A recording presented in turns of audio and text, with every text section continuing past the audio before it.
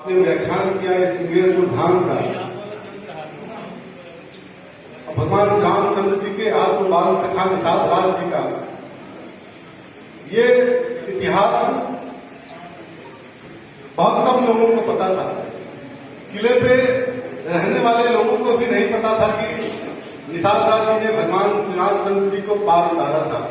एक प्रथा थी कि केवट ने पार उतारा था, जाना था गंगा पार, प्रभु केवट की नाव चढ़े। लेकिन केवट किसके सेवक थे, ये राजपाट किसका था, यहाँ के राजा कौन थे, यहाँ के महाराजा कौन थे, ये किसी को नहीं पता था। लेकिन पिछले 11 सालों में जो हम लोगों ने किया, आप लोगों के आशीर्वाद से इस सिंगेरपुर धाम को हम लोगों ने विश्व प्रसारित करने का काम किया। पूरे देश और विदेशों में सिंगेरपुर धाम के इस इतिहास को बताने का एक जिम्मा जो निषाद पार्टी ने राष्ट्रीय किसान एकता परिषद ने लिया, 100% उसी रूपरेखा पे काम करते हुए हम लोगों ने जो सम्मान पाया है, जो गौरव निषाद पार्टी को मिला कि आज के दिन में सिंगेरपुर धाम में निषाद पार्टी के प्रयास के द्वारा महामना माननीय डॉक्टर संजय कुमार निषाद जी के नेतृत्व में सरकार को हम लोगों ने जो अवगत कराया अपने इतिहास को, सरकार ने भी उसको संज्ञान लेते हुए इस सिंगेरपुर धाम को, निषाद राज घाट को, राम वन गमन मार्ग को, इस पूरे किले को पुनर्जीवित करने का काम किया। और निषाद राज जी की सेवा में हम लोगों ने अपना तन मन धन पूरा जीवन समर्पित किया है।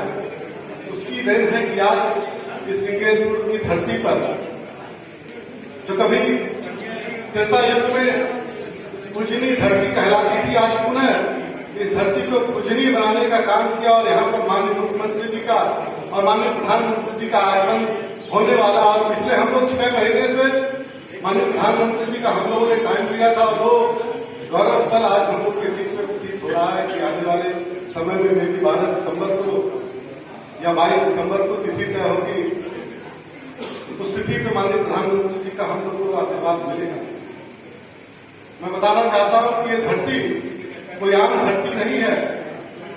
ये धरती भगवान श्री रामचंद्र जी ने जिस धरती पर रात्रि विश्राम किया था, पूरी सेना लगाकर निषाद राज जी ने उनकी सेवा की और पूरी सेना के साथ मां गंगा को पार उतारने का काम किया था। ये वो धरती है।